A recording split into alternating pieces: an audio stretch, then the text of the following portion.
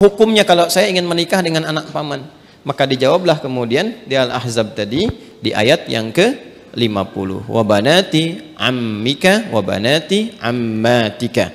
Ya, wa banati khalika wa banati khalatika. Am itu paman dari ayah.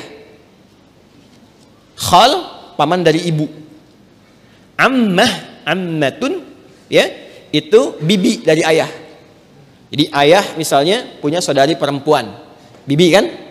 Ya, baik. Ibu kan punya juga ya, saudari ya. Nah, dari ibu itu disebut dengan khalun dan khalatun. Dari ayah disebut ammun dan ammatun. Jelas? Baik.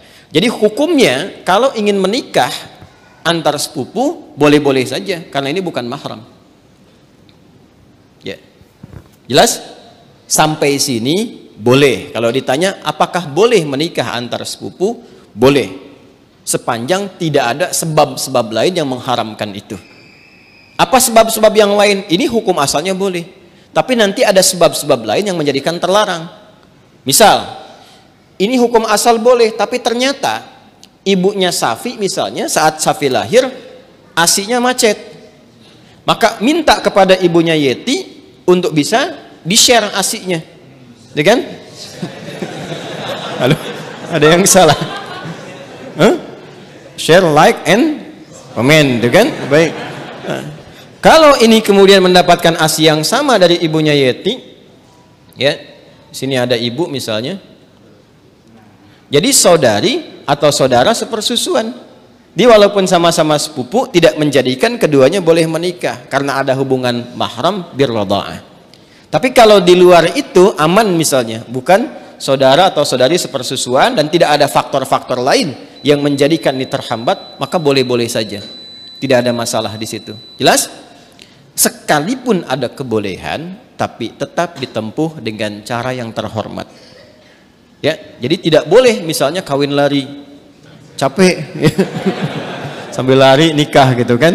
Tidak, jangan. Tetap sekarang cari cara untuk memahamkan dengan cara yang baik dan bermohon kepada Allah kalau memang diniatkan ibadah. Niat ibadah dengan cara yang benar, dengan cara yang baik, sifatnya nanti akan dibimbing oleh Allah dengan cara yang baik. Ada doanya untuk melembutkan hati orang tua misalnya, ditampakkan nilai-nilai kebaikan. Jadi kalau ada penolakan dengan karakter, dibalas dulu dengan akhlak. Biasanya akhlak itu melembutkan hati. Ya, Anda misalnya datang kepada ibu, ibu nolak, nggak usah yang itulah, cari yang lain misalnya kan. Dan Anda merasa itu baik buat Anda misalnya, taat dulu aja pada ibu, jangan dibantah dulu, nggak usah pakai tapi walaupun meskipun, udah ya, taati saja dulu. Begitu Anda taati baik, lalu tampakkan nilai-nilai kebaikan, doa sampai lembut hatinya. Ya, demikian calon pasangan juga nanti mendoakan juga, memberikan akhlak yang baik. Ketika kelembutan itu ada, maka cara kita kemudian berkomunikasi akan berbeda dan hasilnya tidak sama dengan yang pertama. Paham sampai sini? Baik, jadi jangan bergantung ya yang bertanya pada video ini untuk dibawa kepada orang tua. Ya, ini jawaban Ustadz Adi misalnya, tidak ya. Bagi saya tetap hukum aja yang didahulukan. Ini hukumnya boleh, tapi akhlak itu yang diutamakan. Paham sampai sini? Baik. Nah, supaya tidak keliru memahami, kalau kita teruskan itu ada kalimat khalisatan laka min dunil mu'minin. Ada kekhususan untukmu. Teruskan ayatnya ya, teruskan ayatnya. Yang berlaku khusus selain bagi orang-orang beriman yang lain dari kalangan umatmu. Itu yang dimaksudkan itu yang sebelum ayat itu, yaitu setiap perempuan yang menyerahkan dirinya untuk dinikahi. Itu kekhususan bagi Nabi SAW. Ya, jadi ada sifat yang spesial bagi Nabi ketika berhijrah. Ada di antara sahabat-sahabat mulia beliau itu yang kemudian meninggal dunia, meninggalkan anak-anaknya, ada istri dan keluarganya. Ya, kemudian Nabi diperintahkan oleh Allah Subhanahu wa taala bagi perempuan-perempuan tertentu khusus, jika Nabi meridainya, akhlaknya, kemuliaannya, kebaikannya, support untuk dakwahnya, dan dia datang untuk menyerahkan dirinya untuk dinikahi, boleh-boleh saja. Silahkan gitu kan? Atau perempuan-perempuan umum, dalam arti bukan yang telah bersuami ditinggal, meninggal dunia. Ya, yang masih status single dan sebagainya, yang Nabi ridai kualifikasinya boleh dinikahi. Sedangkan dalam standarnya kan mesti ada wali kan? Nah, kalau bagi Nabi itu khusus.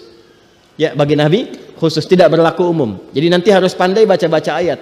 Ada yang khusus untuk Nabi, ada yang umum berlaku untuk umatnya. Di ayat ini ada dua kualifikasi. Ada yang umum sifatnya seperti menikah antar sepupu itu, ada yang khusus sifatnya seperti perempuan yang datang sendirinya untuk minta dinikahi. Jadi nggak boleh misalnya ada ustadz, ada dari akhwat datang, ustadz silahkan nikahi saya. Ya, misalnya kan, tuh. Walinya mana? Nggak apa-apa, saya jadikan Allah sebagai wali saya. Nah itu nggak boleh. Paham ya?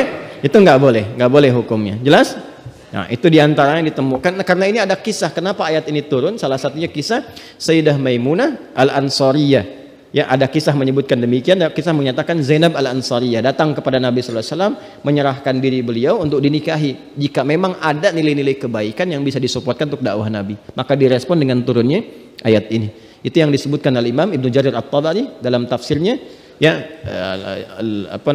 tafsir At-Tabari atau Jami' Al-Quran di jilid yang ke-12 halaman 29.